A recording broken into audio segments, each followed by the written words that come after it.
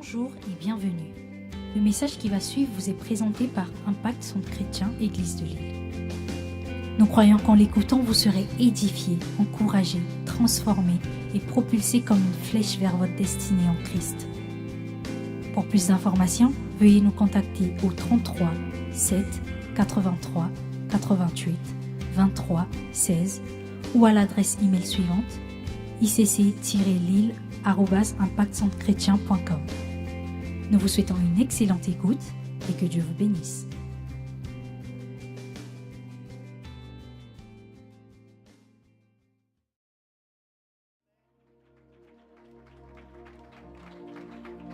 Amen, amen.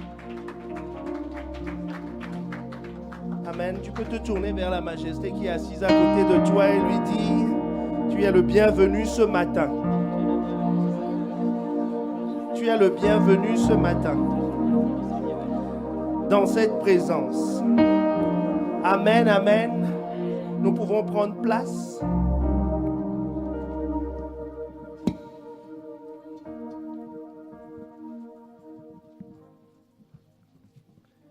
Car Dieu est un Dieu puissant, il règne. Et il règne déjà en ce lieu. Qui est heureux d'être là ce matin? Moi aussi, je suis heureux de vous retrouver.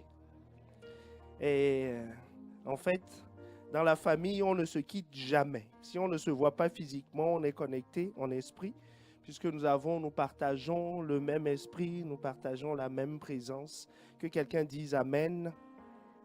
Ce d'autant plus que nous tendons vers la fin de cette partie, parce que ça fait 2 mois que nous sommes en train d'étudier l'importance d'être connecté au corps. Que quelqu'un dise connecté au corps.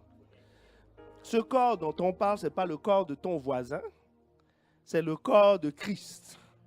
C'est le corps de Christ, parce que pour vivre la vie de Christ, il faut être connecté à son corps. Celui qui habite un corps vit ce que vit le corps.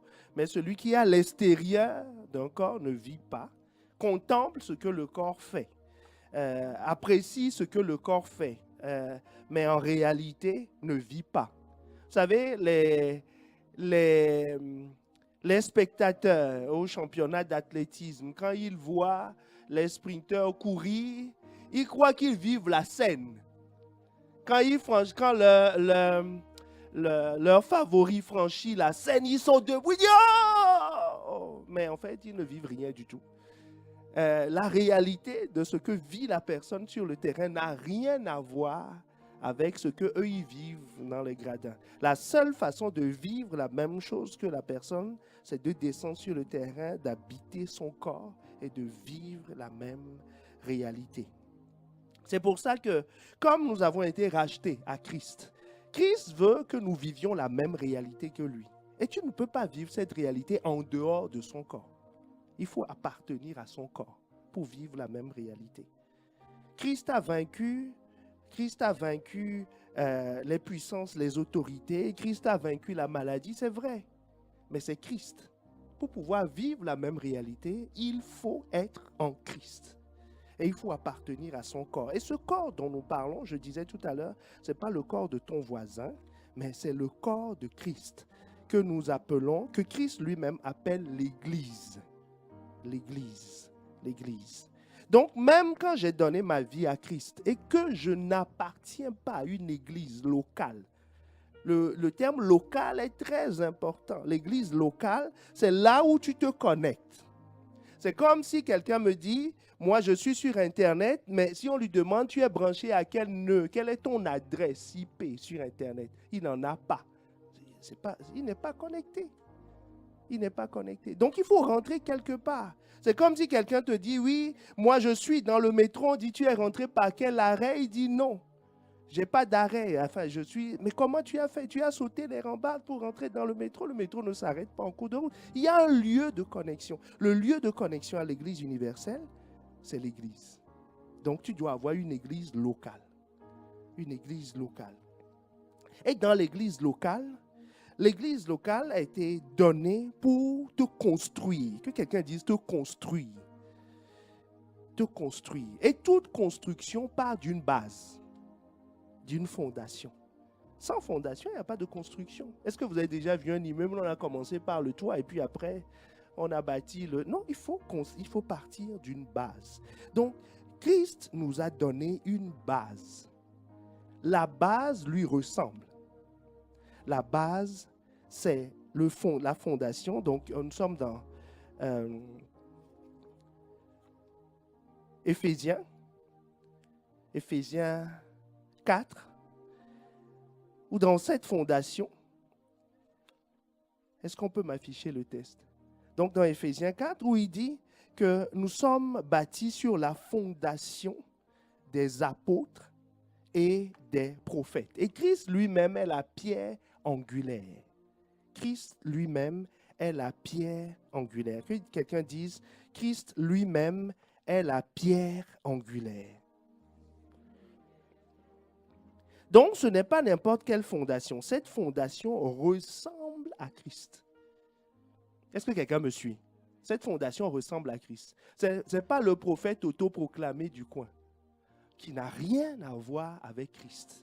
Il doit être à l'image de Christ. Ce qui a amené Paul à pouvoir dire à ceux qui le suivaient, notamment à Timothée et aux autres, soyez mes imitateurs, en disant, si tu me suis, tu suivras Christ. C'est ce que Christ lui-même a fait.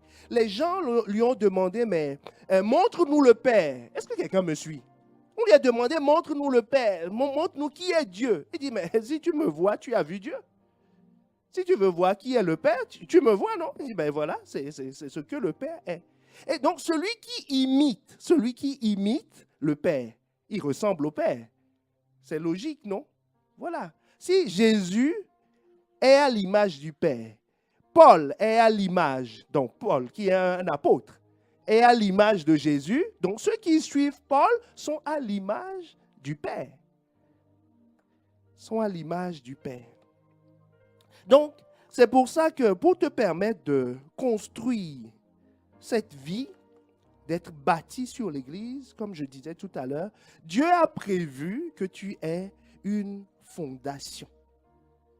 Donc, cette fondation, il doit avoir une relation intime, que quelqu'un dise intime, avec la fondation et toi. Parce que s'il n'y a pas de relation intime, il y a un problème. Le jour, parce que Jésus dit, toute construction est soumise à des intempéries. Il y a ce qu'on appelle le vent. Le vent, c'est simple. Hein? Le vent, ça peut être simplement les vacances. Est-ce que quelqu'un me suit? Les vacances.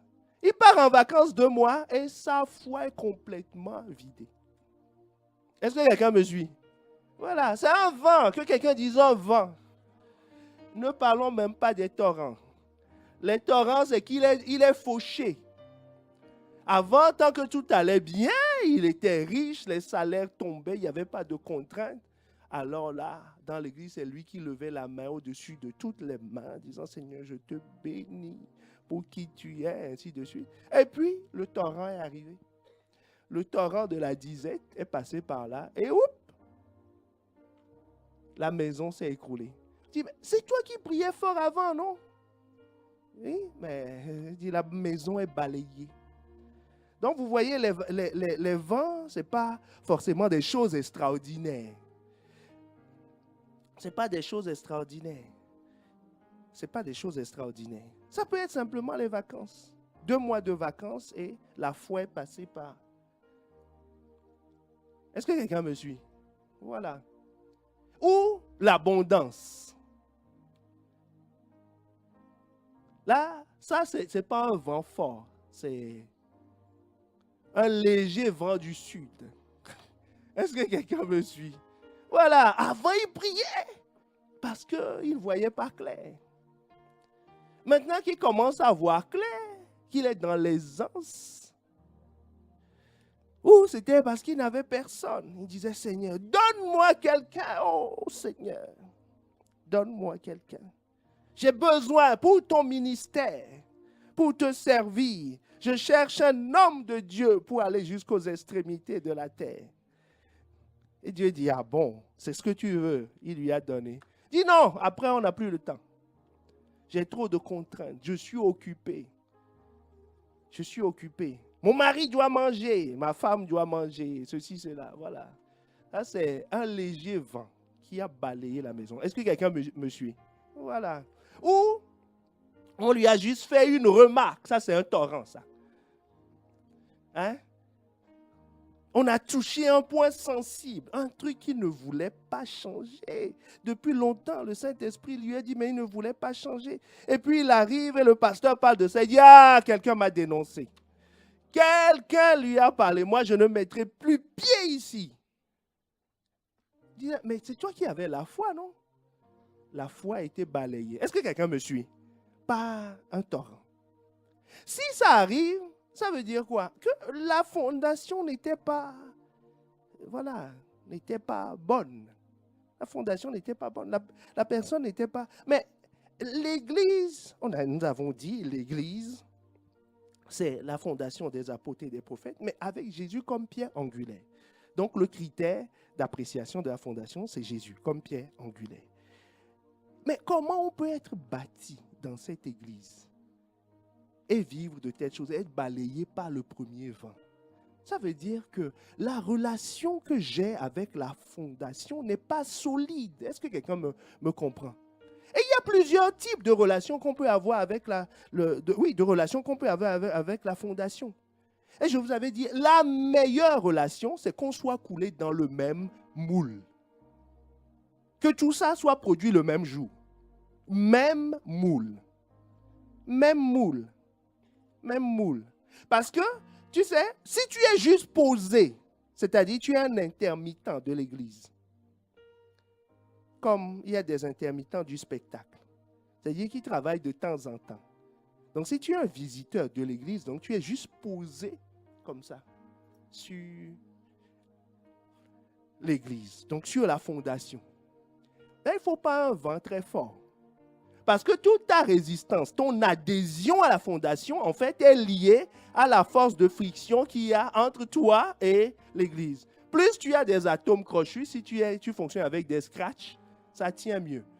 Mais si tes chaussures sont lisses, alors là, ça glisse. C'est comme si tu skis sur le... Est-ce que quelqu'un comprend l'image? Voilà, un petit vent, et c'est parti. Il y a... Donc ça, c'est les intermittents. Mais il y en a qui sont fixés juste avec des punaises ou avec une colle super glue chez Auchan.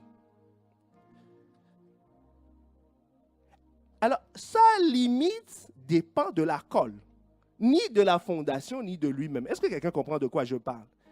Si ta colle peut supporter 100 kg de traction, ben à 120 kg, ça craque. Est-ce que quelqu'un comprend? Voilà. Donc, il peut tenir jusqu'à un certain niveau.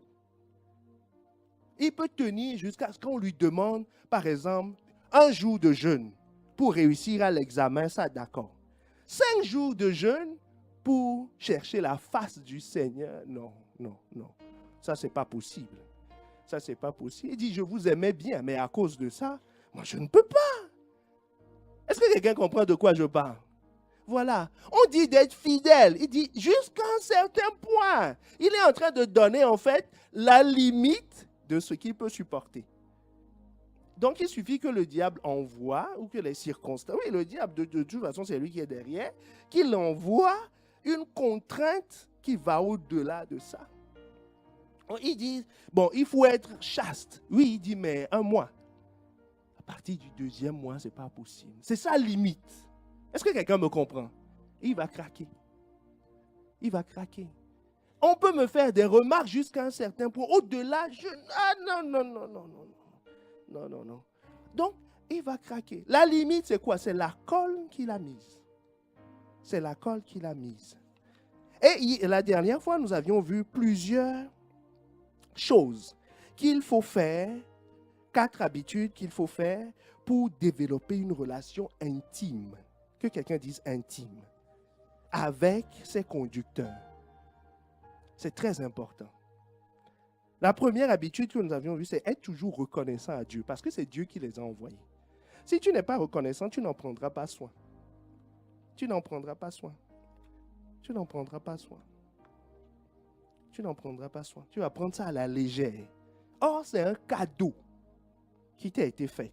Ce que nous avions lu dans Éphésiens 4, le verset 11, où il dit,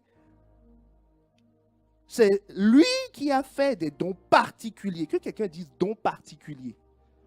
Le texte prend le temps de préciser que c'est particulier, que ce n'est pas n'importe quel don. Ça n'a rien à voir avec le soleil se lève le matin, qui est un don aussi. D'accord? Le fait de manger, qui est un don aussi. Le fait que tu sois en bonne santé, que tu sois assis et que tes oreilles fonctionnent pour entendre, c'est un don. C'est une grâce. Est-ce que quelqu'un me suit? Mais il rajoute particulier. Donc il dit, il ne faut pas comparer ce don avec les autres. Il ne faut pas prendre ça pour de la nourriture. Il ne faut pas prendre ça pour de l'argent. Il faut pas prendre... C'est de la valeur ajoutée. C'est particulier. C'est la cerise sur le gâteau. Donc, il y a 3 niveaux de dons que Dieu nous a fait. Il y a le don du quotidien, comme la Bible nous dit, qui fait lever le soleil sur les bons et sur les méchants. Est-ce que quelqu'un me comprend? Ça, c'est un don pour tout le monde. Il y a un deuxième niveau de don qu'il a fait à l'Église, qui est le don des personnes pour ton édification. Et il y a le don au-dessus de tout don, qui est le Saint-Esprit. Est-ce que quelqu'un me suit? Qui est le don au-dessus du Saint-Esprit? C'est pour ça que Jésus dit, lequel d'entre vous, aussi méchant que vous êtes, vous savez donner de bonnes choses à vos enfants. Pourquoi Dieu le Père ne donnerait-il pas le Saint-Esprit? Donc, c'est ce qu'il a de meilleur. Mais avant, il envoie des gens qui lui ressemblent. Est-ce que tu me comprends? Il envoie des gens qui lui ressemblent avant de te donner le meilleur de ces dons, qui est le Saint-Esprit. Qui est le Saint-Esprit. Deuxième habitude, tu dois toujours reconnaître que tu as besoin d'un conducteur. Que ce n'est pas une option. Ce n'est pas une option. C'est ce que Paul a compris. C'est comme ça qu'il a eu la révélation de l'Église. Il a dit dans Jean 6, le verset 68, « À qui irions-nous? À qui irions-nous » Tu as les paroles de la vie éternelle. Parce que si tu considères que c'est une option, ben, tu vas banaliser. Naturellement, tu vas banaliser. La troisième habitude, c'est que tu dois toujours dire du bien, c'est-à-dire valoriser. Que quelqu'un dise valoriser. Valoriser le don qu'on t'a fait. Le don que Dieu t'a fait. Devant Dieu lui-même, en lui disant merci. En lui disant merci. Et en bénissant le don. Chaque fois que tu prends le don, tu dis, ah Seigneur, merci, merci de m'avoir donné une fondation, un conducteur. Parce que sans ça, tu ne peux pas construire. C'est pour ça que Timothée nous dit, Paul dit à Timothée, qui est son fils dans le Seigneur. Il dit, Timothée, j'ai un conseil à te donner. 2 Timothée 1, Timothée, chapitre 2, le verset 1, il dit, en tout premier lieu, Timothée, je recommande que l'on adresse à Dieu des demandes, des supplications, des prières, des remerciements pour tous les humains. Verset 2, il faut prier pour les rois et tous ceux qui détiennent l'autorité, afin que vous puissiez mener une vie tranquille, paisible, respectable, dans un parfait attachement à Dieu. Dit, en faisant ça, il dit, c'est comme ça que tu vas vivre, tu vas profiter du jus qu'il y a dedans. Du cadeau qui t'a été fait. Sinon, autrement, tu ne peux pas en profiter. Il dit, pour mener une vie tranquille et paisible, ça dépend de ça. Ça ne dépend pas de ton compte en banque. Est-ce que quelqu'un me suit? Et ça dépend de ça. Ton attachement à Dieu. Tu veux croître dans ta foi, ça dépend de cette relation. Ça ne dépend pas de ta capacité à lire la Bible ou à écouter les enseignements. C'est en te connectant, en respectant les conducteurs, en priant Dieu pour eux. Quelqu'un se dit, et s'il se trompe? On dit, prie pour lui. Est-ce que quelqu'un me suit? Ben, dans ta prière, prie qu'il ne se trompe pas. Et ne sois pas celui qui le trompe. Dis, prie pour lui. C'est un travail. Dis, prie en tout premier lieu. Avant de prier pour ta nourriture, prie pour lui. Dis, Seigneur, qu'il ne se trompe pas. Ça, nous le comprenons bien quand nous sommes dans un avion. Quand on dit de prier, on dit Seigneur, touche la main du pilote. Que ton bon esprit soit sur lui. Et quand on rentre dans les turbulences ou quand le pilote dit que les conditions sont difficiles pour l'atterrissage, on dit Seigneur, touche-le, touche-le, touche-le, touche-le. Que ta main soit sur sa vie. Donne-lui l'intelligence, donne-lui de voir. Mais dans l'église, on dit, oh, qu'est-ce qu'il a encore fait d'ailleurs? Parce qu'on ne considère pas que notre vie est associée à lui. On ne sait pas. Est-ce que quelqu'un me suit? Mais là, comme on ne veut pas mourir physiquement, c'est plus important pour nous que la mort spirituelle. Pour le pilote, on dit, Seigneur, j'ai des enfants, tu te rappelles. Rappelle-toi, tu as dit d'ailleurs dans ta parole que tu garderas mon départ et mon arrivée. Là, je ne suis pas encore arrivé. On est dans les airs là. Il faut que tu interviennes, que ta bonne main soit... Hey! Est-ce que quelqu'un me suit? Voilà. Parce qu'on est plus conscient pour notre corps que ça. Il dit là, ta destinée, ta vie tranquille, paisible, respectable, ton attachement à Dieu dépend de ça. Est-ce que quelqu'un me suit? Donc tu dois dire du bien de lui devant Dieu. Et tu dois dire du bien de lui devant les hommes. Devant les hommes. Devant les hommes. Et la quatrième habitude, c'est ne laisse rien s'interposer entre ton conducteur et toi. Ça, c'est capital. C'est ce qui résume ce que je vous disais tout à l'heure. Ne laisse pas la colle, même si c'est super glu. Ne laisse pas ça. Ne laisse pas les chevilles, même si on te le vend pour 250 kilos, ça peut supporter 250 kilos, 500 kilos, quel que soit le chiffre qu'on te donne, n'accepte pas. Dis à ton voisin, n'accepte pas. Qui est d'intermédiaire. Parce que tu ne sais pas les contraintes du futur. Donc tu ne peux pas choisir la cheville qui va te permettre de tenir. Est-ce que quelqu'un me comprend? Et tu ne peux pas. Dieu a dit qu'il n'y ait pas de contact. Que tu sois de la même nature. Que tu sois moulé de la même façon.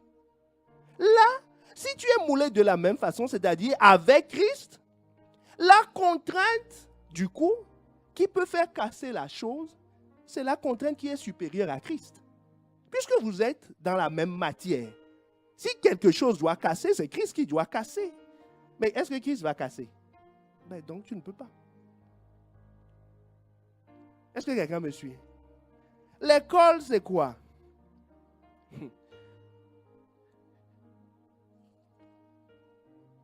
La colle, c'est quoi?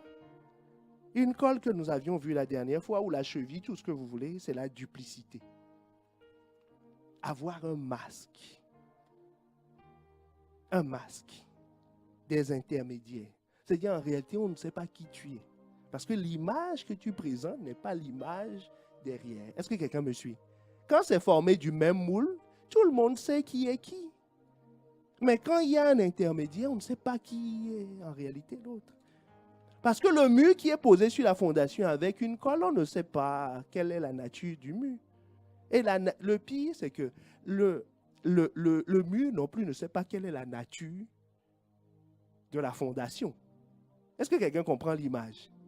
Donc en réalité, en mettant le masque de la duplicité, la personne ne sait même pas qui est son conducteur.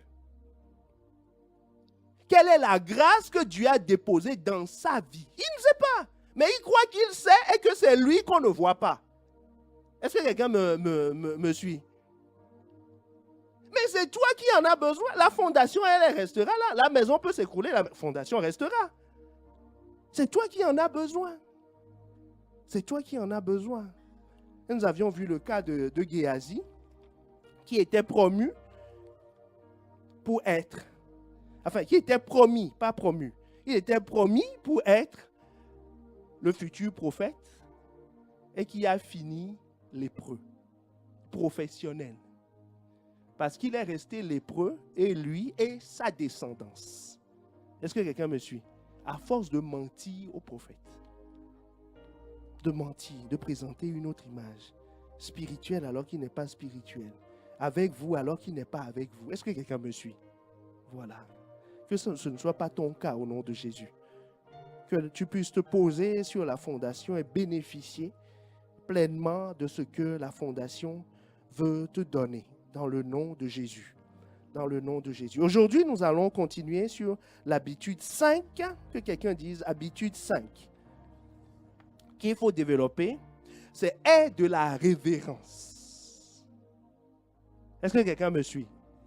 De la révérence. Première habitude, être toujours reconnaissant à Dieu, d'avoir donné un conducteur. Deuxième habitude, toujours reconnaître que j'ai besoin d'un conducteur. Troisième habitude, dis toujours du bien de tes conducteurs. Quatrième habitude, ne laisse rien s'interposer entre ton conducteur et toi. Et cinquième habitude, aie toujours de la révérence pour eux.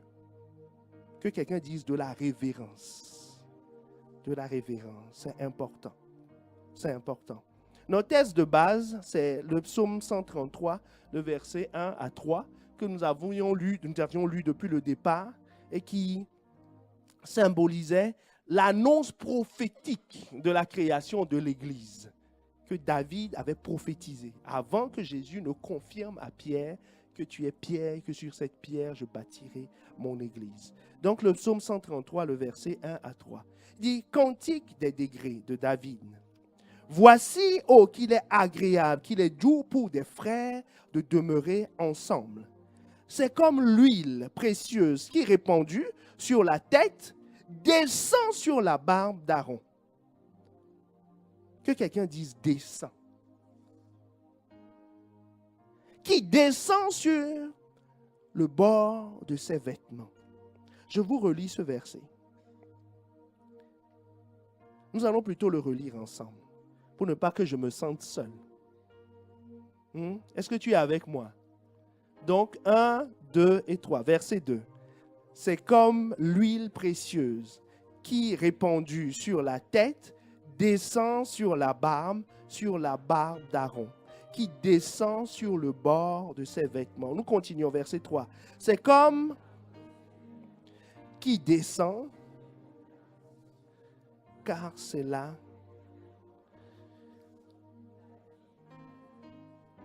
Amen.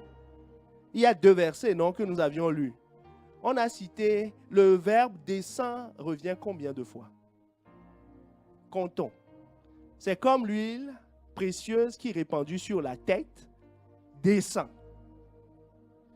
Ici, 2 fois. Et qui descend sur le bord de ses vêtements. Ça descend sur sa tête et descend sur le bord de ses vêtements. Verset 3. C'est comme la rosée de l'Hermon qui descend sur la montagne de Sion. Ça fait 3 fois en 2 versets. 3 fois en 2 versets. Que quelqu'un dise 3 fois. Que ce texte t'annonce que ce dont on parle, l'onction, l'huile, le Saint-Esprit, qui est le 3e don et le meilleur. Est-ce que quelqu'un me suit?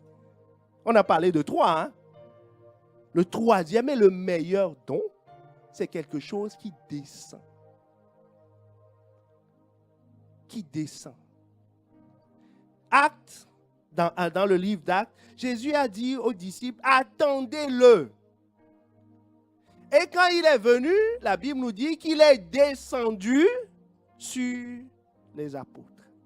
Donc le Saint-Esprit suit toujours un mouvement de descente. C'est comme une huile qui coule.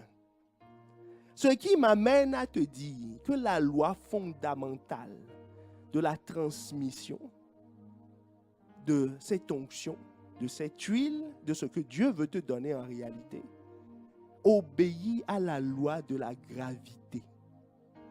Est-ce que quelqu'un me suit? C'est quelque chose qui descend. Il n'y a pas de pompe. On ne peut pas pomper le Saint-Esprit. On dit, allez, pomper. Et puis, ça fait... Non. Ça descend. Ça coule. Tu n'as pas besoin de faire un effort. Ça descend. Ça suit une loi, la loi de la gravité. Est-ce que quelqu'un me suit? La loi de la gravité. Donc, si tu veux, en fait, te connecter et bénéficier,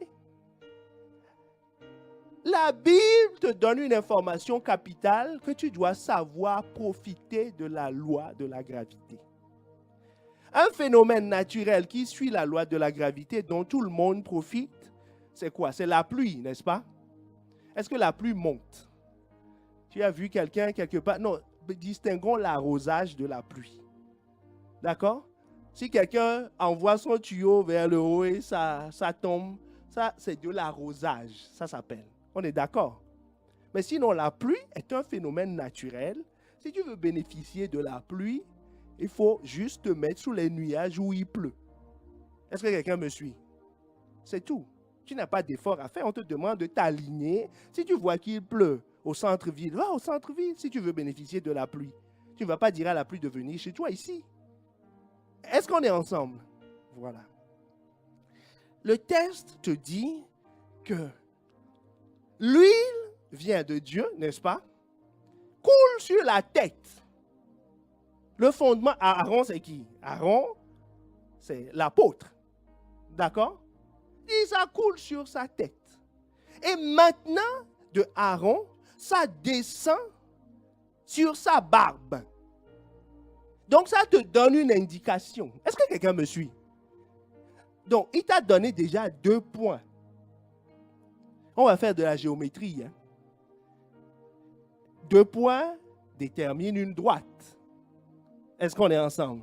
Ça détermine une droite. On t'a donné 2 points. Donc, si tu veux savoir la suite de l'histoire, ben, il faut tracer une ligne entre les 2 points et tu suis le prolongement. Est-ce que quelqu'un me suit? On dit c'est tombé sur sa tête. Puis après, c'est arrivé à sa barbe. Est-ce que quelqu'un a sa barbe devant? Dites-moi. Est-ce que quelqu'un a sa barbe devant comme ça? Sa barbe est toujours alignée sur sa tête, n'est-ce pas? Donc, ça veut dire que c'est tombé ici. C'est le 2e point, c'est là. Donc, le 3e point, par mesure de sécurité, Dieu a donné le 3e point. Pour ne pas que quelqu'un change de direction. Il dit le 3e point, c'est le pan de sa robe. Là, franchement, si quelqu'un ne connaît pas la géométrie, au moins, il dit, bon, on a dit 3 points quand même. Donc, on va aligner. Est-ce que quelqu'un me suit? Le 3e point dit, c'est le pan de sa robe. Donc, ça suit la ligne droite qui est perpendiculaire au sol. Est-ce que quelqu'un me suit? Demande à ton voisin si ça va. Que tu n'as pas été perdu dans la géométrie. Hein? Est-ce que quelqu'un me suit? Donc, il dit l'alignement. Il a donné 3 points. Premier point, la tête d'Aaron. 2e point, sa barbe. Et 3e point, le pan de sa robe. Si tu dis que le pan de sa robe est devant, le pan va te dire ne mens pas sur mon compte. Moi, naturellement, quand on voit le pan d'une robe, tout le monde sait le pan d'une robe. Marie-Fleuvien. Donc, imaginez qu'elle a une barbe. Hein? Donc, il y a sa tête, il y a sa barbe ici, et le pan, c'est ça. Est-ce que quelqu'un me suit? Bon, vous voyez, son pan est où, là? Le pan de sa jupe est où? C'est aligné sur... Parce que ça obéit à la loi de la gravité. C'est attiré vers le sol comme le reste. Est-ce que quelqu'un me suit? Est-ce que quelqu'un me suit? Donc, c'est ça dont on parle. Donc, ça veut dire que c'est important de comprendre le pan, parce qu'il n'a pas dit la ceinture de sa robe. Parce que s'il donne la ceinture de sa robe, on ne sait pas où est le pan. Si c'est une robe à la Louis XIV ou c'est comme ça, est-ce que quelqu'un comprend de quoi je parle? Hein? Vous voyez, non, les robes de mariée qui sont... Voilà, non, il dit sur le pan de sa robe. Donc, c'est le bout, l'extrémité. C'est le dernier. Après ça, il n'y a plus rien. Est-ce que quelqu'un me suit? Donc, le premier, la tête. Donc, les apôtres et les prophètes ont l'huile. Est-ce que quelqu'un me suit? Nous n'allons pas rentrer dans les détails de la barbe. Mais sa barbe qui est au milieu, quelque part entre la tête et les pieds, parce qu'on n'a pas de la longueur de sa barbe. sa barbe peut être ici. Vous comprenez? Mais dans tous les cas, qui est entre deux est aligné sur la tête. Et le dernier, au fond, là-bas, est lui aussi aligné sur les deux premiers. Est-ce que quelqu'un comprend de quoi je parle? Donc, tout le monde peut bénéficier de l'onction. Puisqu'il te dit, l'huile, quand ça coule jusqu'au pan, donc jusqu'au dernier. Le dernier qui vient de se connecter fraîchement, là, qui vient de s'agripper à l'église, peut avoir la même grâce que les premiers. Simplement en profitant de la loi de la gravité. Mais la loi de la gravité obéit à une règle. Elle ne demande pas ton avis. L'huile va couler selon cette trajectoire. Maintenant, celui qui veut bénéficier de l'huile s'aligne. Est-ce que quelqu'un me suit? Si quelqu'un met son pan comme ça va couler sur sa tête, sur la barbe, ça ne coulera pas sur le pan. Est-ce que quelqu'un me comprend? Si quelqu'un a son pied comme ça ne coulera pas. Est-ce qu'on est ensemble? Ça dépend de toi. Dieu t'indique maintenant, quand tu te connectes à la tête, dis, je vais verser quelque chose sur la tête. Et ça va suivre une loi, une trajectoire. Je te donne la trajectoire. Pour ne pas que tu te trompes, je t'ai donné 3 points au lieu de 2. Est-ce qu'on est ensemble? Mais libre à toi de choisir quelle est ta position ou si tu veux bénéficier de l'huile. Mais quelle est ta position? Qu'est-ce que tu veux? Voir l'huile couler, parce que si tu es à côté, tu vas voir quand même. Hein? Voir l'huile couler ou que l'huile coule sur toi.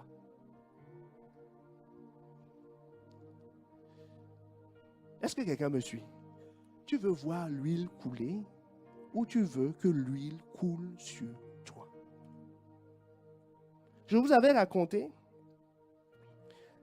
qu'au début, nous ne comprenions pas ça. Quand nous nous sommes connectés à Pasteur Yvan, on avait tous ces enseignements, on écoutait. Il n'y avait rien, on était abonnés même à la librairie. Donc on écoutait. Mais on ne comprenait pas pourquoi on ne vivait pas exactement les mêmes choses que l'Église. Est-ce que quelqu'un comprend de quoi je parle? Pourquoi on ne vivait pas les mêmes choses? C'est là que le Saint-Esprit m'avait conduit à l'époque. Parce que mes conducteurs m'ont donné une bonne fondation dès le départ en m'apprenant à écouter la voix du Saint-Esprit. Que quelqu'un dise Amen. C'est une très bonne fondation qui sauve les vies. Donc on m'a appris ça. Donc, dans mon errance, le Saint-Esprit pouvait quand même me parler. Il savait reconnaître sa voix. C'est là où il m'a expliqué ça. Si tu veux vivre ce que les autres vivent, il faut que tu t'alignes. Il dit, m'aligner comment? J'ai déjà les CD. Il dit, non, l'alignement, ce n'est pas ça. Est-ce que c'est simplement avoir de la révérence pour eux? Je le respecte, je respecte les gens. Est-ce que les gars me suivent? Il dit, non, c'est te mettre sous son autorité. La tête d'Aaron commande sa barbe et commande le pan de sa robe. C'est la tête qui décidera d'écarter, de lever. Est-ce que quelqu'un comprend ce que je veux dire? Voilà. C'est là où, avec les enseignements, on vit beaucoup de choses. Je ne dis pas qu'on ne vit rien. On a fait ça pendant des mois. Ça a complètement, radicalement changé notre vie. Mais là, le radicalisme est poussé. Est-ce que quelqu'un comprend de quoi je parle? Parce que c'est une huile qui coule. C'est une huile. L'huile, c'est le Saint-Esprit. Le Saint-Esprit, c'est ta capacité. Parce que vous voyez, dans chaque maison, il y a une grâce. On ne va pas rentrer dans ce détail. Donc, c'est à toi de t'aligner pour bénéficier de cette grâce. Le diable le sait. C'est pour ça qu'il empêche les gens de s'aligner. Quand on ne s'aligne pas, c'est quoi? Le diable essaiera toujours de te pousser à être au même niveau. Parce que l'anti-loi de la gravité, c'est quoi? C'est être au même niveau. Est-ce que quelqu'un comprend de quoi je parle? La gravité est une loi qui ne fonctionne que quand ton niveau est inférieur au niveau du produit que tu veux recevoir. Est-ce que quelqu'un me suit? La loi de la gravité fonctionne si tu veux que ce cahier tombe. Si tu veux que ce cahier tombe, il faut que le sol soit plus bas que ce niveau. Si tu ramènes le sol ici, ce cahier ne peut plus tomber. Est-ce que quelqu'un comprend de quoi je parle? Donc, ça annule automatiquement la loi. Ce n'est pas que la loi ne fonctionne plus. Mais il faut un dénivelé. Il faut une différence de niveau. Est-ce que quelqu'un me suit? Il faut une différence de niveau. Donc, pour contrecarrer cette loi, c'est simple. Il faut que vous soyez au même niveau. Là, il ne peut pas empêcher le Saint-Esprit d'arriver sur la tête. Est-ce que quelqu'un me suit? Puisque ça dépend de Dieu. Le diable va intercepter le Saint-Esprit. Et il n'est pas fou. Il ne va jamais faire ça. Mais par contre, il fera en sorte que la barbe soit au même niveau que la tête. Il fera il va changer la mode pour que les pans des robes soient maintenant au même niveau que la tête et il arrête net l'écoulement. Est-ce que quelqu'un me suit? Donc, c'est pour ça que la loi anti-loi gravitation, bon, allez, soyons simples. La loi anti-écoulement de l'huile du diable, inspirée par le diable, c'est la familiarité. Est-ce que quelqu'un me suit? La familiarité. Parce que la familiarité, c'est quoi? Ben, on est potes, quoi. On est ensemble, quoi. Il n'y a pas de différence entre nous. On est pareil. Le conducteur et moi, dans l'église, en fait, c'est un grand parti où personne n'est supérieur à l'autre. Est-ce que quelqu'un me suit? Voilà, on est tous au même niveau. C'est le communisme à l'état pur. Tout le monde est camarade. Est-ce que quelqu'un me suit? Voilà, on dit camarade Lénine. C'est égal à camarade Vladirovich ou quelque chose comme ça. Ça, on est pareil. Est-ce que quelqu'un me suit? Ce n'est pas une prédication anticommuniste. Mais je donne cette image pour que vous puissiez comprendre. On est au même niveau. C'est comme une armée où tout le monde est homme de troupe. Il n'y a pas de caporal. Il n'y a pas de... Mais je vais te poser une question. Dans l'armée, quand le caporal, est-ce que de par sa nature, il est différent de l'homme de troupe? Physiquement parlant, est-ce qu'il est différent? Ils sont de la même nature. Le conducteur est pareil que les fidèles. Pierre est de la même nature que nous. Jésus lui-même, on dit de lui qu'il est de la même nature. Est-ce que quelqu'un comprend de quoi je parle? Donc, quand on parle de niveau, on n'est pas en train de parler de, eux, ils ne ressentent pas la douleur. Hein? Eux, ils sont ceci, cela. C'est des super-héros, quoi, des superman, des gens extraordinaires, ils ont la grosse voix, ceci, cela. Non, on ne parle pas de ça. On parle de son grade. Est-ce que quelqu'un me comprend? On parle de son grade. C'est ça qu'on respecte. Une fois, dans une de nos réunions, on a fait appel à des militaires du plan Vigipirate parce qu'il y avait un problème. Pas ici. Hein. Et donc, quand je voyais, déjà, parce que quand tu les vois, tu ne sais pas qui est qui. Est-ce que quelqu'un comprend de quoi je parle? Quand tu les vois patrouiller 4 ou 5, il y a un chef. Mais tu ne sais pas. Tu ne sais pas qui est qui. Donc, le premier que j'ai vu, j'ai commencé à lui exposer la situation. Il me dit, non, il faut aller voir celui-là. Donc, j'ai compris que c'est le chef. Donc, quand j'ai expliqué au chef, tout de suite, il a donné des consignes. En 2 temps, 3 mouvements, tout ce groupe-là qui se baladait comme des... Hein, vous les voyez, non? Tout le monde s'est positionné tout de suite. Chacun était à sa position. Et j'ai vu que c'est un groupe extrêmement structuré. Extrêmement structuré. Ils se sont positionnés tout de suite à des endroits. Ils ont dit, bon, qu'est-ce qu'on fait? On attend les consignes. Le chef me donnait des consignes. Il faut faire ci, il faut faire ça, il faut faire ça. On va appeler telle personne, ainsi de suite. Voilà. Est-ce que quelqu'un comprend de quoi je parle? Ce dont on parle, c'est une attitude de cœur. Ça ne se voit pas dans le physique. Jésus, je vais te parler de Jésus, l'exemple de Jésus, qui a suivi cette loi.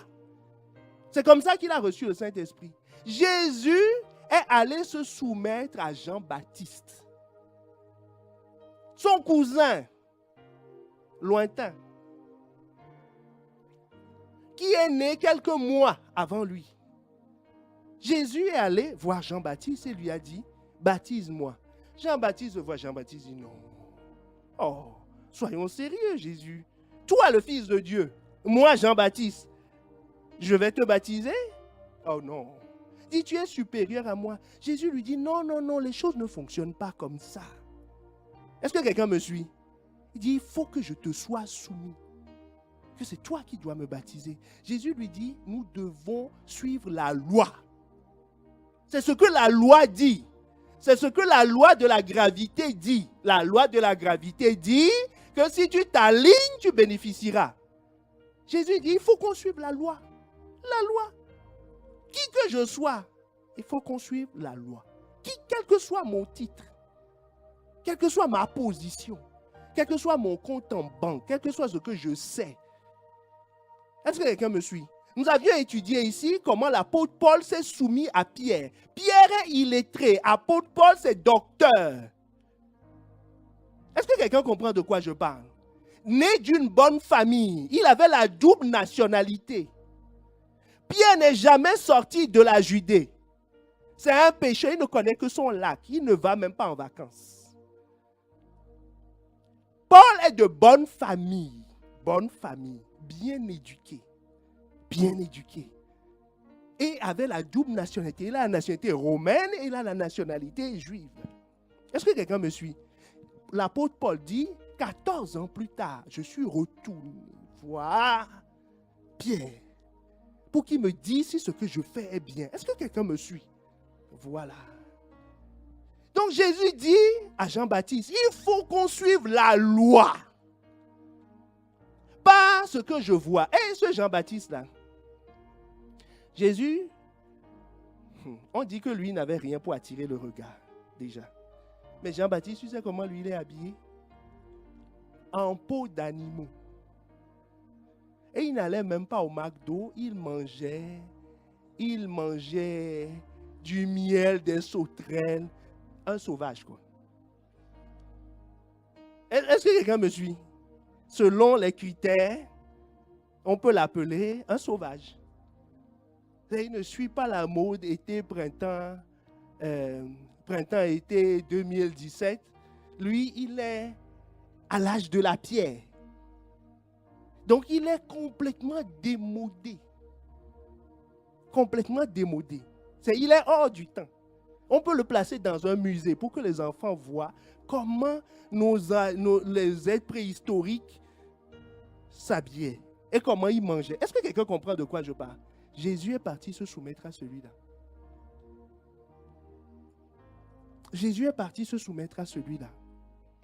Ce n'est pas fini. Jésus était soumis à ses parents, le Fils de Dieu. Il était soumis à Joseph, qui en réalité est son beau-père. Est-ce que quelqu'un me suit? Un beau-père. Nous le trouvons dans Matthieu 2. Ça, il faut qu'on le lise. Luc 2, 51 à 52. La Bible nous dit, puis il descendit avec eux pour aller à Nazareth et il leur était soumis. Sa mère gardait toutes ces choses dans son cœur. Et Jésus croissait en sagesse, en statut et en grâce devant Dieu et devant les hommes. Donc il avait une grâce sur sa vie. Il était soumis à ses parents. Est-ce que quelqu'un me suit? Jésus a suivi la loi de la gravité. C'est ce que je veux te montrer. Et il était soumis à Jean-Baptiste, comme je le disais.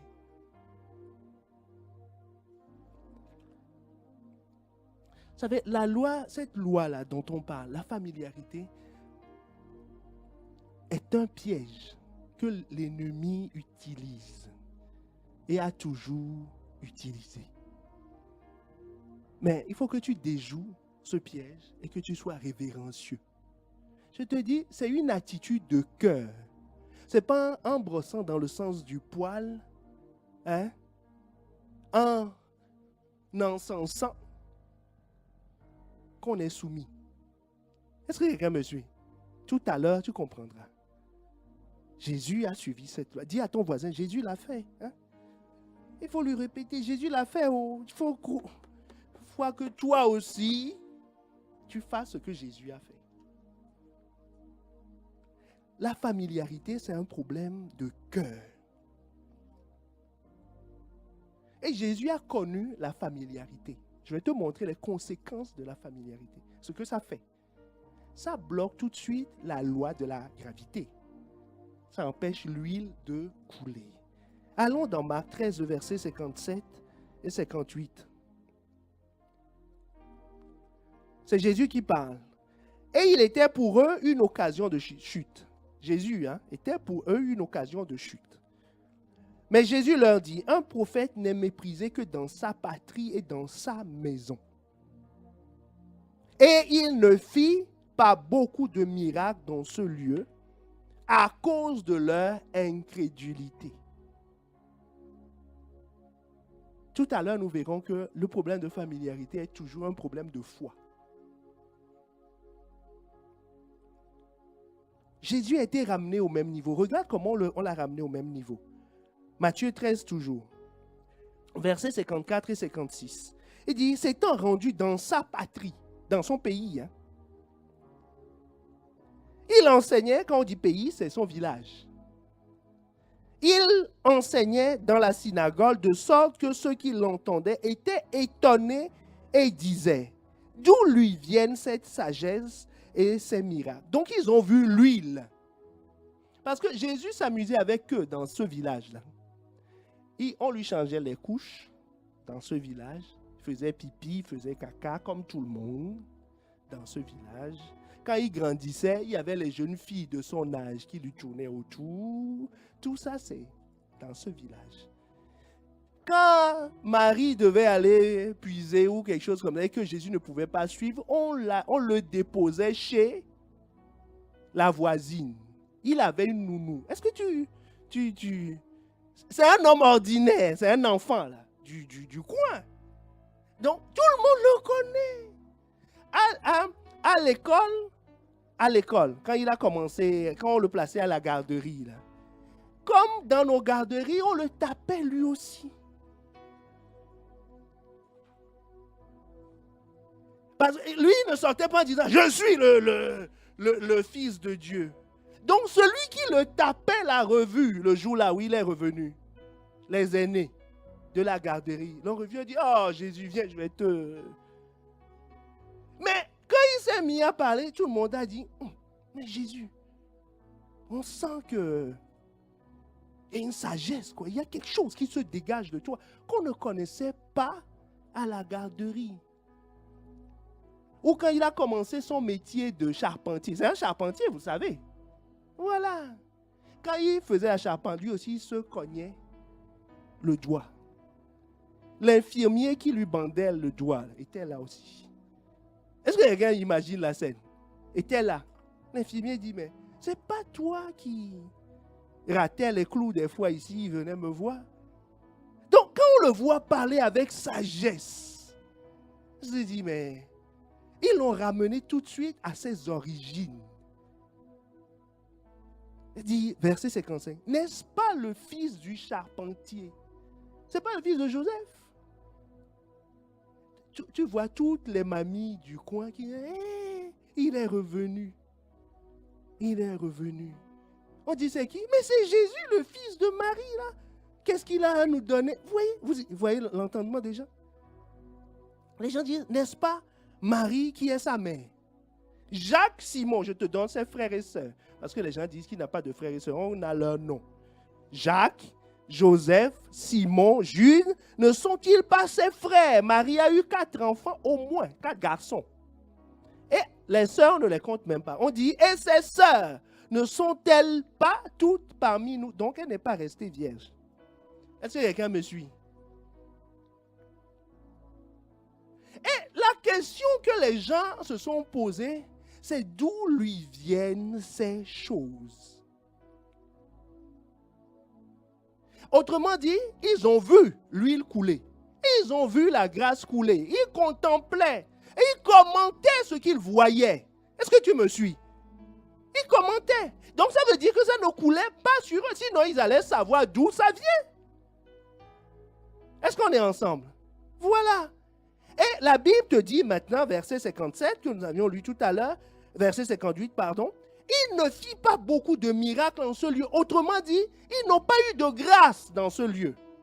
Il n'y a pas eu de mort qui a ressuscité, il n'y a pas eu la multiplication des pains. L'œuvre du Saint-Esprit était limitée. Est-ce que tu comprends? Quand on ne bénéficie pas de la grâce de la loi de la gravité, l'œuvre du Saint-Esprit est limitée. La personne se bat que pour avoir son salut.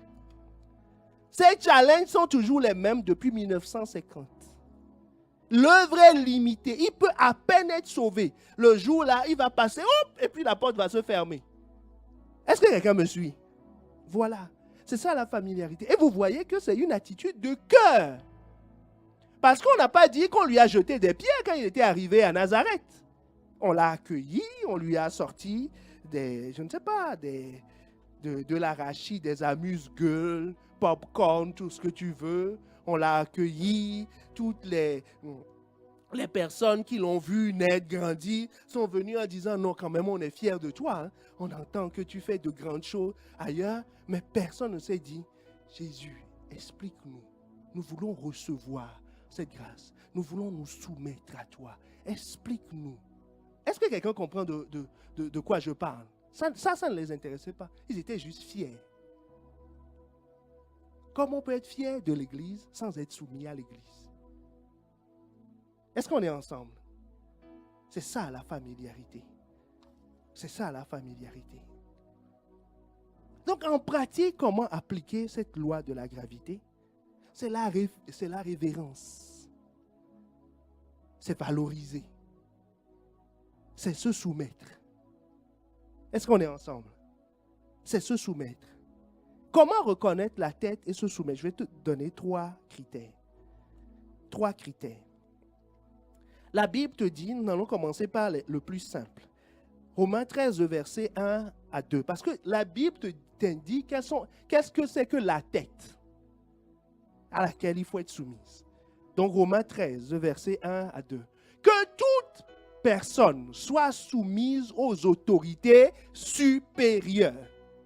Est-ce que quelqu'un me suit? Aux autorités supérieures. C'est valable en entreprise. C'est cette loi que Jésus a appliquée concernant ses parents parce que c'est les autorités supérieures. Est-ce que quelqu'un me suit?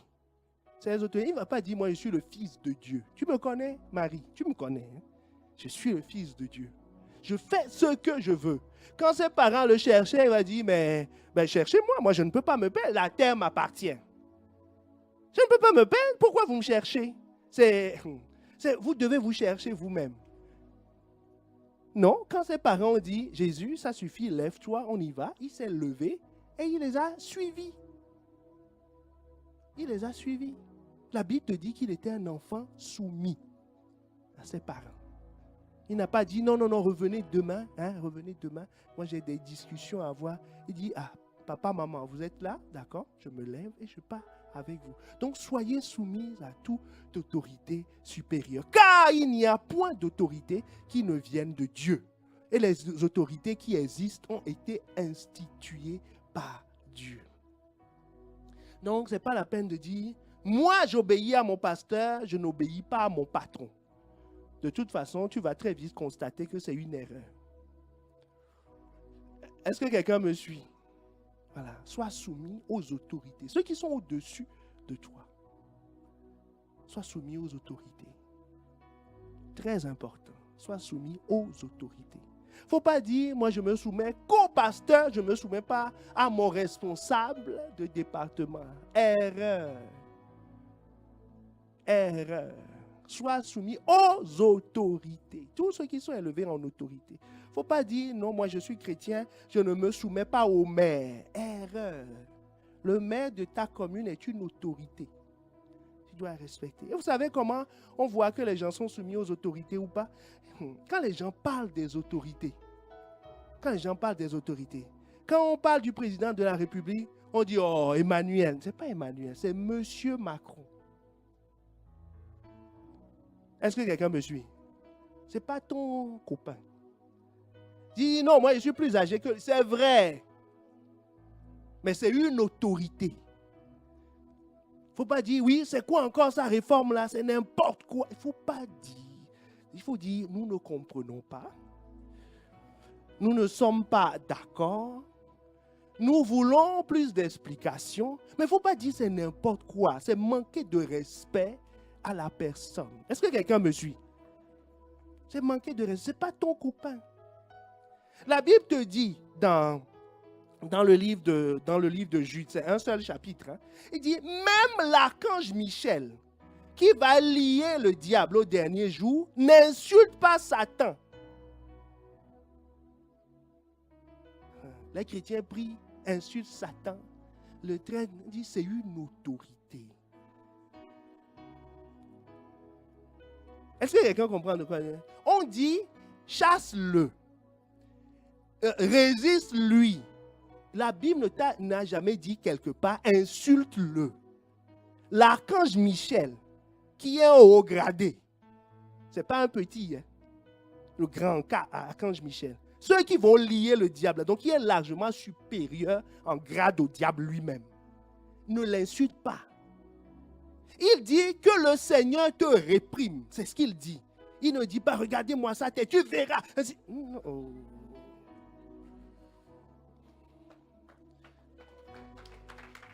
Est-ce qu'on est ensemble? Donc il faut savoir parler avec révérence des autorités. Des autorités. Quelles qu'elles soient. Quelles qu'elles soient.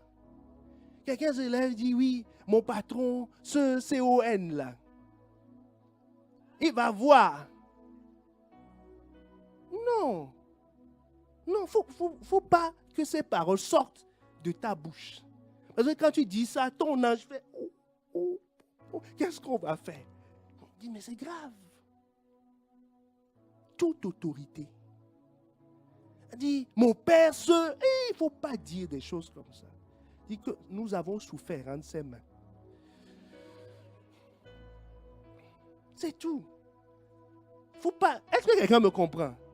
Faut être révérencieux vis-à-vis des autorités. C'est une autorité. On ne te dit pas de ne pas poser des questions. On ne dit pas de ne pas demander justice. Mais n'insulte pas. Est-ce que quelqu'un comprend de quoi je parle? Ne l'insulte pas. Ne l'insulte pas. Ne l'insulte pas. J'entendais quelqu'un traiter une autorité l'autre jour. Oh, c'était 15 minutes d'insultes. D'insultes. Il dit, mais est-ce qu'il sait, il réalise de quoi il parle? Il dit, il décrit sa tête, sa bouche, tout ça. Il dit, mais est-ce que tu te rends compte que c'est une autorité? Que quelle que soit sa tête, sa bouche, tout ce que tu veux, c'est une autorité. Donc rappelle-toi, si l'archange Michel n'insulte pas le diable, donc calmos.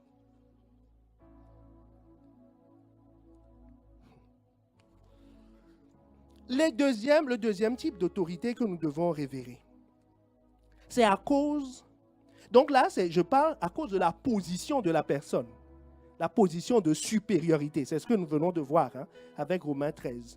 La deuxième chose, c'est à cause de la fonction de la personne. Il faut respecter la fonction de la personne. La fonction. Allons dans Actes 23, le verset 1 à 5. C'est l'apôtre Paul qui vit ça. Paul, les regards fixés sur le Sanhédrin, dit, « Homme frère, c'est en toute bonne conscience que je me suis conduit jusqu'à ce jour devant Dieu.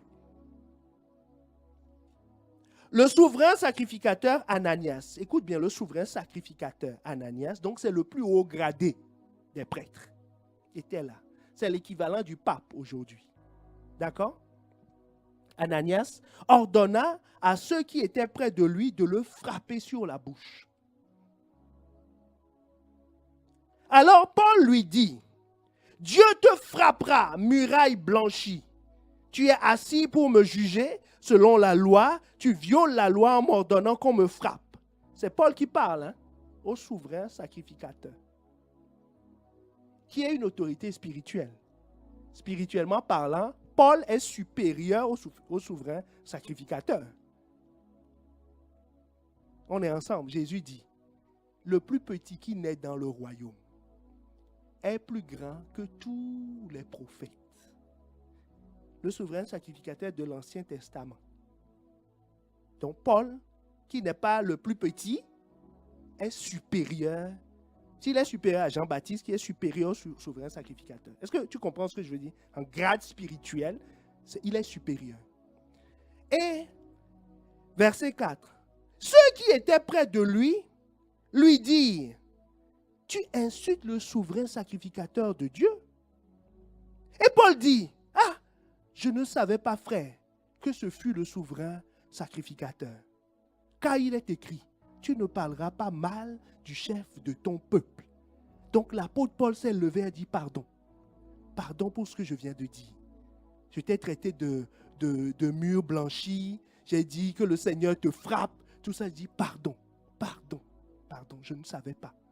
Je ne savais pas que tu es une autorité, que tu es dans une fonction, que je ne peux pas te traiter de la sorte. Dis pardon, je ne sais pas. Je viens de violer la loi. Et il demande pardon à Dieu. Seigneur, pardonne-moi. Le texte ne me le dit pas, mais il dit car il est écrit. Donc il reconnaît qu'il vient de violer une loi spirituelle. Il dit non, Seigneur, pardonne-moi. Je n'aurais jamais dû dire ça. Je ne le savais pas. Est-ce que quelqu'un me comprend? Respecte la position, respecte la fonction. Si on te dit qu'il a tel grade, respecte le grade. Respecte le grade. Respecte le grade. Plusieurs fois, j'ai eu affaire à des prêtres catholiques. Plusieurs fois. Et à chaque fois, je me suis renseigné sur son grade. Et je l'ai appelé par son grade. Est-ce que quelqu'un me suit? Je l'ai appelé par son grade. Il dit, c'est mon père. Enfin, j'ai demandé à mon Seigneur de m'expliquer comment c'est organisé. Il m'a expliqué. Chaque fois que je vois là, je dis, voilà, mon père, ceci. C'est son grade. Est-ce que tu comprends de quoi je parle? Voilà. Même si je crois qu'il prie Marie, il est ceci, ça, enfin, si je crois, je ne le crois pas. Mais enfin, si tu, quelque chose que tu peux penser de lui en disant, moi je suis évangélique de la dernière heure, avec le Saint-Esprit, ceci. Si je vois le pape, je demanderai comment on l'appelle. Est-ce que quelqu'un me suit? Qu'est-ce qu'il faut faire? Quel est le protocole? Je vais respecter sa position, qui il est. Point. Parce que ça vient de Dieu. On dit toute autorité vient de Dieu. Est-ce que quelqu'un me suit? Sois révérencieux vis-à-vis des autorités. Je vais le respecter. Et la troisième raison, enfin le troisième type de personne qu'il faut honorer, c'est celui qui a l'onction. Il ne faut pas blaguer avec. Il faut respecter. Quand Dieu est avec quelqu'un, il faut respecter. Est-ce que quelqu'un me suit? Il faut respecter. Les gens se lèvent. On a dit telle chose de telle personne. Oui, oh, laisse-le. C'est tous des voleurs. Est-ce que tu en sais quelque chose? Est-ce que tu en sais quelque chose? Tu sais ce qui s'est passé? Qui t'a établi juge?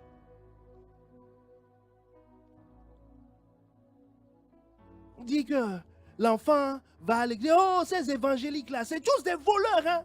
Ils sont là pour prendre l'argent des gens. Tu sais, tu es en train d'offenser.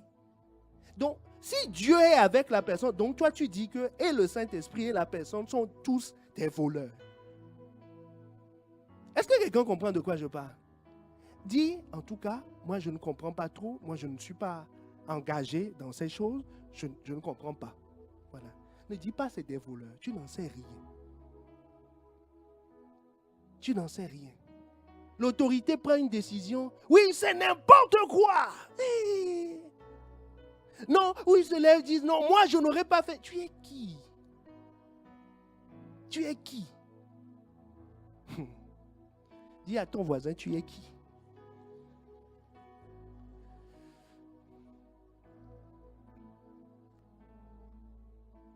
Allons dans Nombre 12, le verset 7 à 8, où nous trouvons ce problème.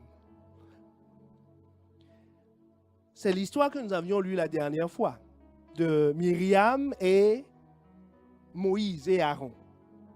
C'est Dieu qui parle. Il n'en est pas ainsi de mon serviteur Moïse. Il est fidèle dans toute ma maison. Je lui parle bouche à bouche. Je me révèle à lui sans énigme. Et il voit une représentation de l'Éternel. Pourquoi donc n'avez-vous pas craint de parler contre mon serviteur, contre Moïse? Est-ce que quelqu'un me suit? Et verset 9, dès que Dieu a dit ça, il était fâché, il est parti. Il dit, mais comment moi je parle à Moïse, je suis avec lui. Pourquoi vous ne le reconnaissez pas? Est-ce que quelqu'un comprend de quoi je parle? Donc autrement dit, vous ne valorisez pas l'onction qu'il a sur sa vie. Les gens voient, les gens disent non, c'est lui le pasteur, oh, il est trop jeune. Vous comprenez ce que je veux dire? Ils ne regardent pas, ils ne respectent pas, ils font des commentaires. Dieu dit la même chose. Il dit, moi je suis... Hier, je discutais avec ma femme d'une situation et on disait que moi, quand je vois que Dieu est avec quelqu'un, je respecte la présence de Dieu sur la vie de cette personne. C'est très important. C'est très important. Parce qu'en allant insulter la personne, en allant mal parler de la personne, en le traitant comme on croit qu'on traite la personne, mais Dieu dit à Myriam, tu parles contre mon serviteur.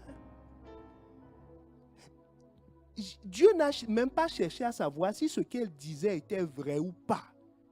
S'il avait raison ou pas. Il dit, tu parles contre mon serviteur, lèpre. Est-ce que quelqu'un me suit?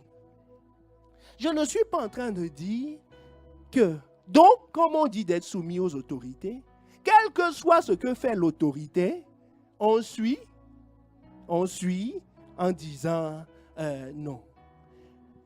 Paul dit, soyez mes imitateurs comme je le suis de Christ. Est-ce que quelqu'un me suit?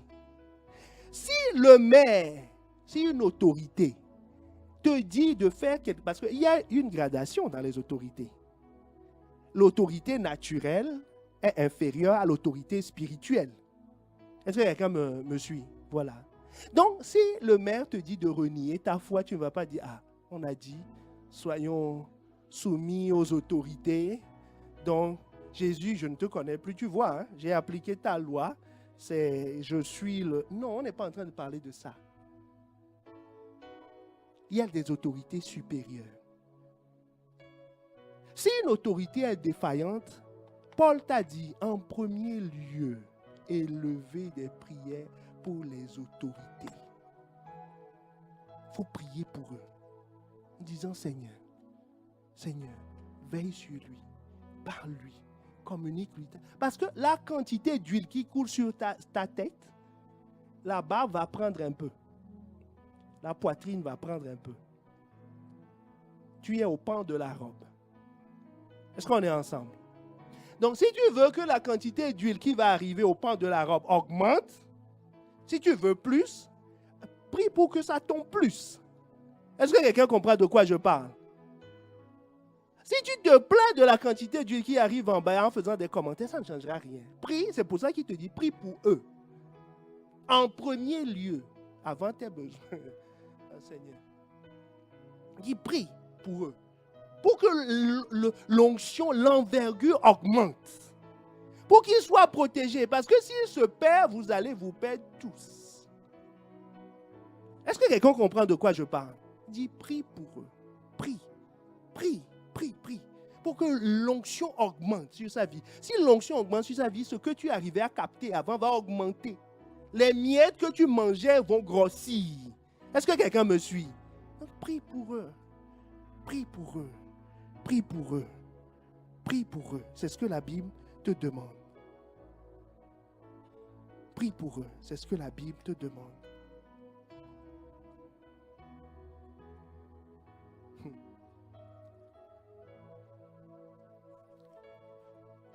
Est-ce que ça donne envie à quelqu'un de prier?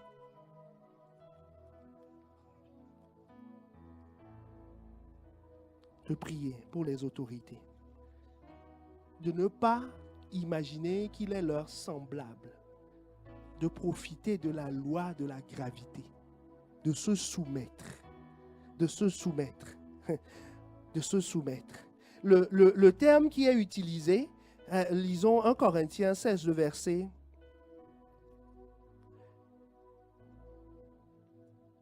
Voyons, pour finir, concrètement, qu'est-ce que ça veut dire avoir de la révérence pour eux. Je vous ai dit, ce n'est pas brosser dans le sens du poil. Hein?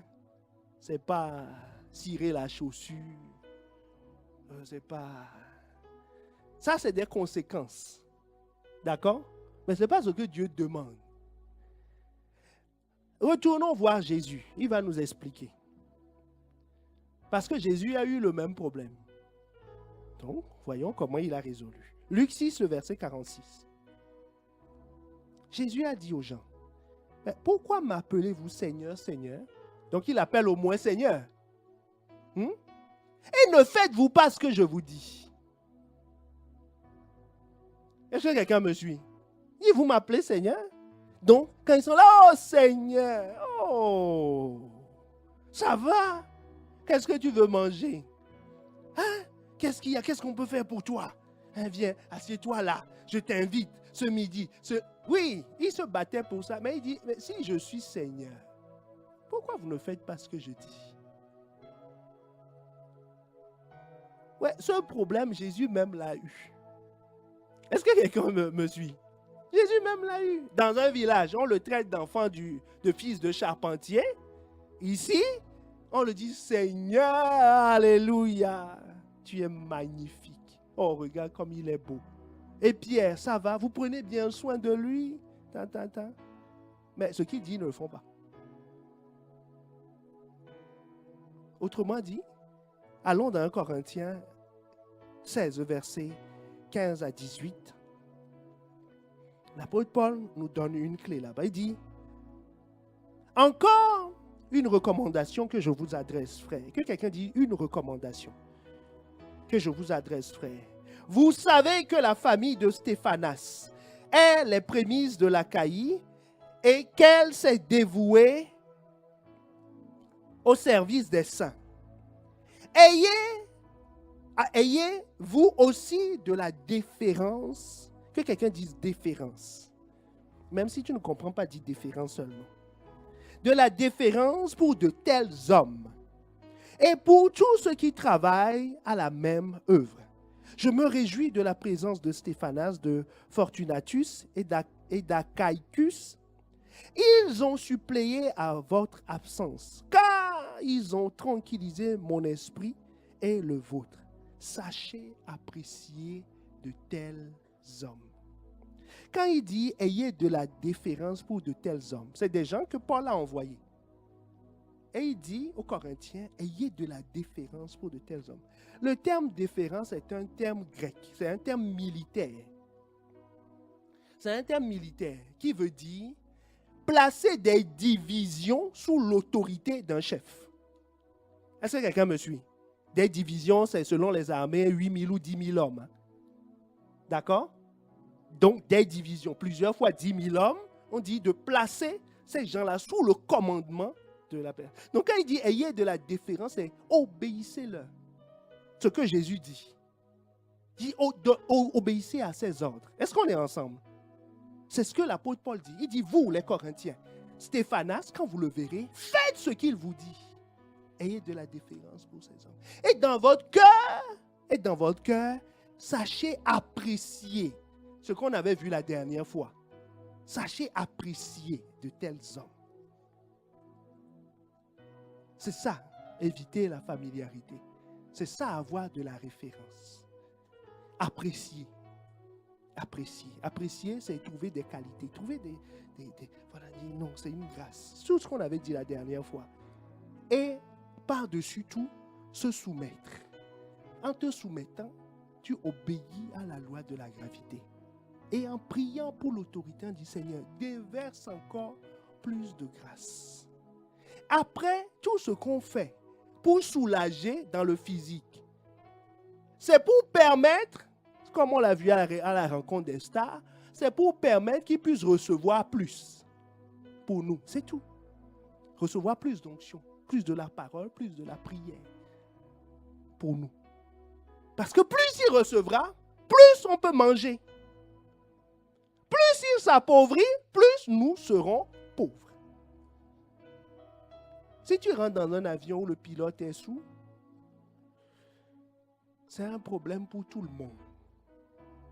Il ne faut pas dire, moi je suis à la queue de l'avion, donc c'est toi qui vas toucher le sol en premier. Donc c'est un problème pour tout le monde. C'est tout le monde qui se lève. Est-ce qu'on est ensemble? Est-ce que ça donne envie à quelqu'un de prier? Est-ce que ça donne envie? Est-ce que ça te donne envie de prier? Si ça te donne envie de prier, nous pouvons nous lever. Nous pouvons nous lever.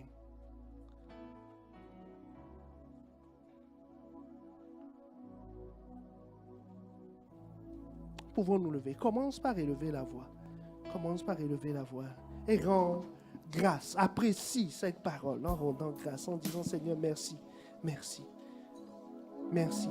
Parce que tu m'as montré aujourd'hui comment je peux bénéficier. Je peux bénéficier de cette huile. Tu m'as montré la loi, la trajectoire que cette huile suit.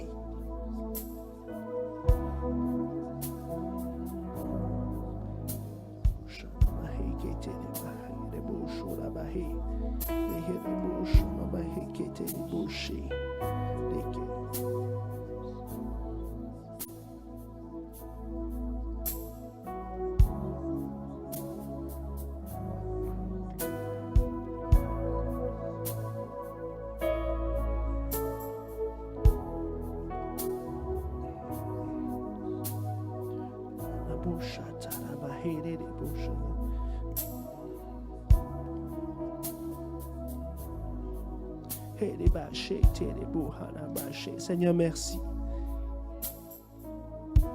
Merci de ce que tu as prévu plusieurs cadeaux pour nous. Seigneur, tu nous as prévu des conducteurs pour qu'au travers d'eux, l'huile coule. Jésus a reçu le Saint-Esprit en obéissant, en se soumettant à Jean-Baptiste. Il nous a montré la voie. Il nous a montré la voie de la soumission.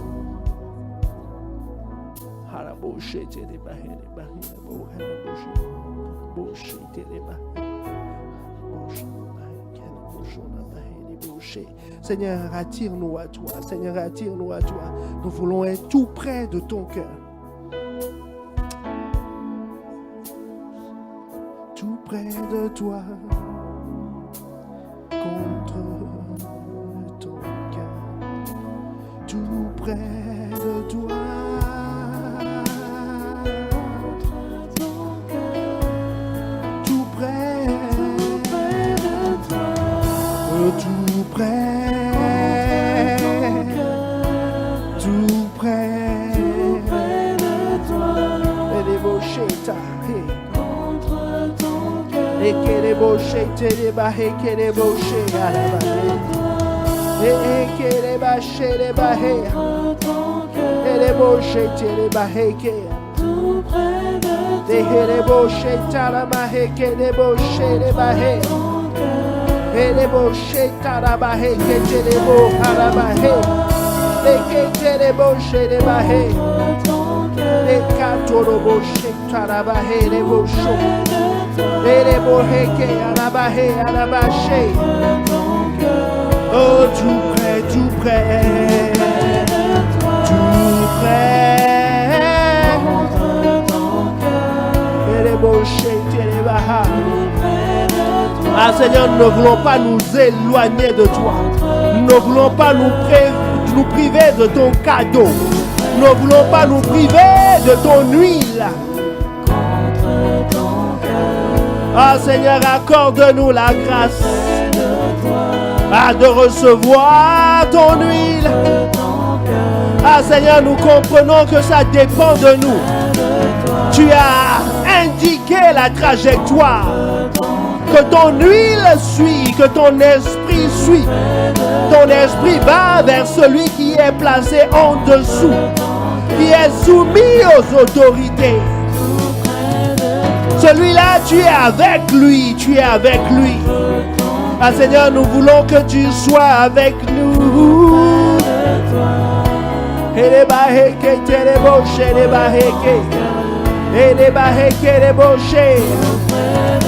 Tout près,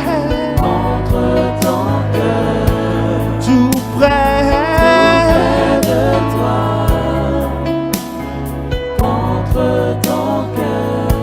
Peut-être tu es ici, tu veux être soumis à Dieu. Mais en fait, tu n'es pas soumis à Christ. C'est-à-dire, tu n'as jamais donné ta vie à Christ. Tu n'as jamais dit, Seigneur, je veux t'avoir comme Seigneur et Sauveur de ma vie. Parce qu'il est celui que Dieu a envoyé. La Bible nous dit, Dieu a tant aimé le monde qu'il a donné. Il a donné son Fils. Afin que quiconque croit en lui, c'est-à-dire quiconque se soumet à lui, ait la vie éternelle. Tu ne peux pas avoir la vie éternelle si tu ne te soumets pas à lui. Parce que la vie éternelle est un don excellent qui descend d'en haut, du Père des Lumières. Et ça descend suivant la gravité. Jésus, le Père a dit, c'est celui qui sera soumis à Christ, qui aura cette vie. Cette vie ne peut s'obtenir en dehors de Christ, en dehors de Jésus. Se soumettre à lui, c'est le reconnaître. Reconnaître son sacrifice. Si tu es ici, et si tu es dans cette configuration, dans ce cas, où tu as abandonné ce Christ, il y a un temps, l'occasion t'est donnée. L'occasion t'est donnée. L'occasion t'est donnée. Lève la main là où tu es simplement. En signe de soumission, lève la main là où tu es. Lève la main là où tu es. Si tu as renoncé à ce Christ, ou tu ne lui as jamais confié ta vie, tu n'as jamais été soumis à lui, la vie éternelle ne sera pas ton partage si tu ne te soumets pas à celui-là. C'est lui que le Christ, que Dieu a envoyé. Il dit soumettez-vous, soumettez-vous, soumettez-vous, soumettez-vous, soumettez-vous. Si tel est le cas, je vais te demander un pas supplémentaire. Alors que tous les regards, tous les yeux sont fermés, parce que nous sommes en présence de Dieu, avance, avance, sors des rangs, sors des rangs, sors des rangs pour pouvoir avoir la vie éternelle, le cadeau divin, le cadeau que Dieu a prévu pour toi, que Dieu a prévu pour toi. C'est la meilleure des choses qui puissent arriver, qui te fait sortir des ténèbres pour t'amener à la lumière. La lumière, la lumière, la lumière, la lumière. La vie éternelle, ce n'est pas une longueur de vie. Parce que tous les êtres humains sont éternels. Ce n'est pas une longueur de vie. C'est une qualité de vie. Parce que ce que Dieu donne est toujours quelque chose d'excellent. Il ne te donne pas la longueur de vie, il te donne la qualité de vie. C'est-à-dire ce que Dieu a en lui va te le transmettre. Ce qu'il ressentait, ce qu'il pensait au moment où tu as été créé, il te le fera vivre. C'est de ça dont nous parlons. C'est de ça dont nous parlons. Il est important de se soumettre à celui-là, à ce Christ que Dieu a envoyé. Parce que c'est un don. Jésus dit, le Père dit, Dieu a tant aimé qu'il a donné. C'est un don. c'est un cadeau. Refuser Christ, c'est refuser le don de Dieu. Après, tu ne peux pas lui demander, protège-moi. Il dit, je t'ai déjà fait un don, un don, un don, un don, un don, un don, un don.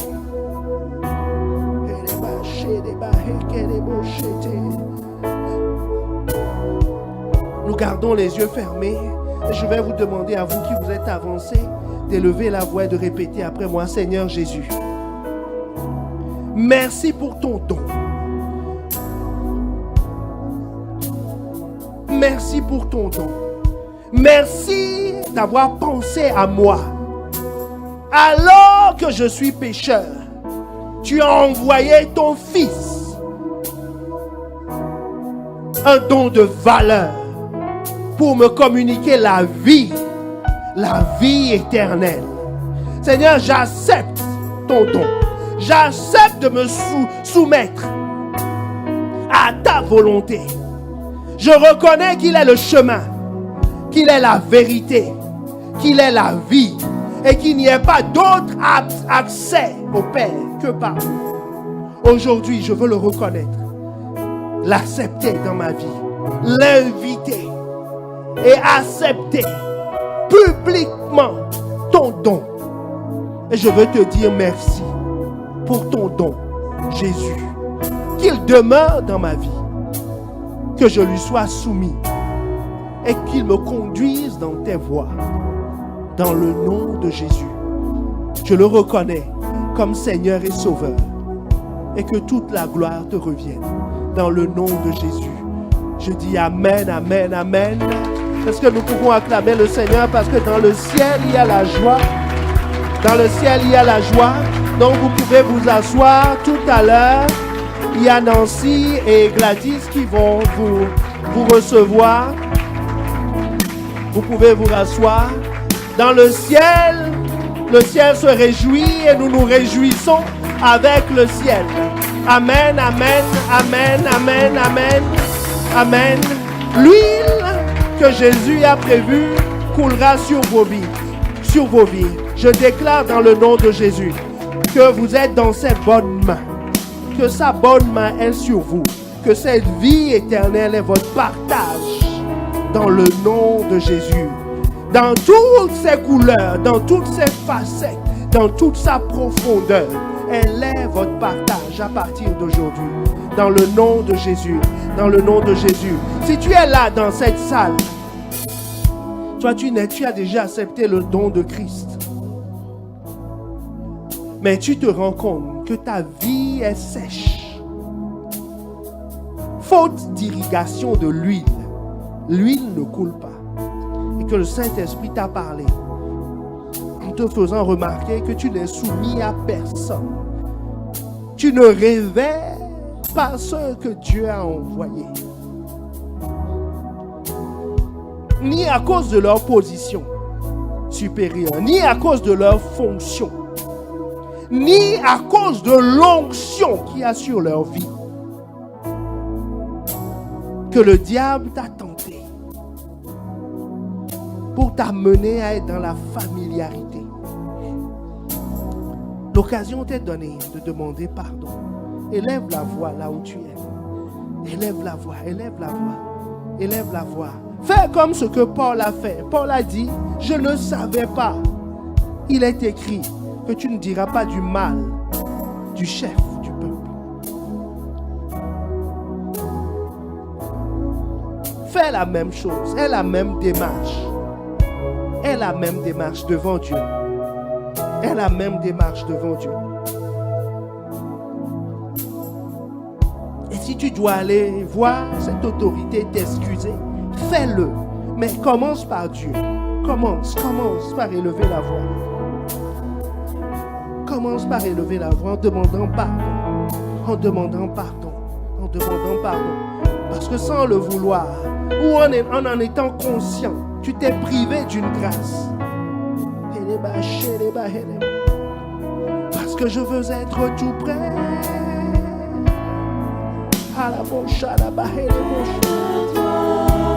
Je veux être tout près. Ah Seigneur, ne m'éloigne pas. tout près, tout près. Tout près, je veux être. Ah, je ne veux pas mépriser ta grâce.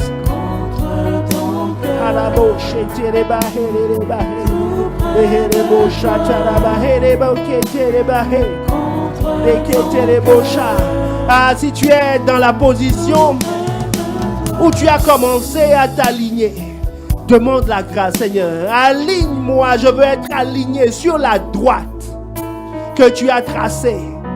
Seigneur, merci parce que quelle que soit ma position, ce n'est pas une question d'être près de la tête ou pas. C'est une question d'être aligné. Parce que même si je suis le pan de la robe, si je suis apparemment le dernier, tu n'as pas besoin d'un contact physique. Tu n'as pas besoin d'un contact physique. L'apôtre Paul ne t'avait jamais rencontré. Il ne te connaissait pas. Il ne connaissait pas Jésus. Il ne connaissait pas le Christ. Mais en étant soumis à Pierre, l'onction est arrivée jusqu'à lui. David n'était pas à la maison quand le prophète est venu. Mais l'onction est allée le chercher dans les champs. Il était le pan de la robe. Le dernier, l'oublié, celui qu'on ne voulait pas citer, dont le père avait honte, mais peu importe, parce qu'il était soumis aux autorités.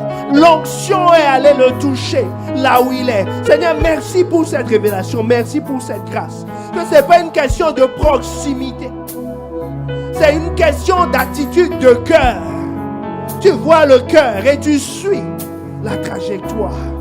Tu suis la trajectoire. Tu suis la trajectoire. Tu suis la trajectoire que tu as tracée. Tu suis la trajectoire. Tu suis la trajectoire. Oh, élève la voix. Élève la voix et demande, Seigneur, fais-moi grâce. Fais-moi grâce. Fais-moi grâce. Seigneur, pardon parce que je croyais qu'il fallait être très proche physiquement pour le faire. Tout le monde ne pourra pas être très proche. Mais en esprit, tout le monde peut être proche. Parce qu'il n'y a pas de distance en esprit, il n'y a pas d'encombrement en esprit. Tout le monde peut être proche. Seigneur, je veux être proche. Je veux être aligné. L'alignement est pour l'esprit ce que la proximité est dans la chair. Aligne-toi, même si tu es le pan, le dernier, celui qui est au bout de la chaîne. L'onction peut arriver jusqu'à toi. L'onction peut arriver jusqu'à toi. L'huile que tu as prévu peut arriver jusqu'à toi. Oh, élève la voix.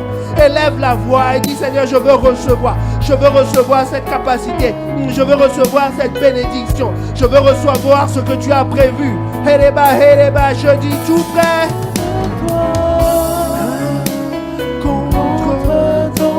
Contre ton cœur, tout près de toi, tout près, contre ton cœur, tout près. tout près de...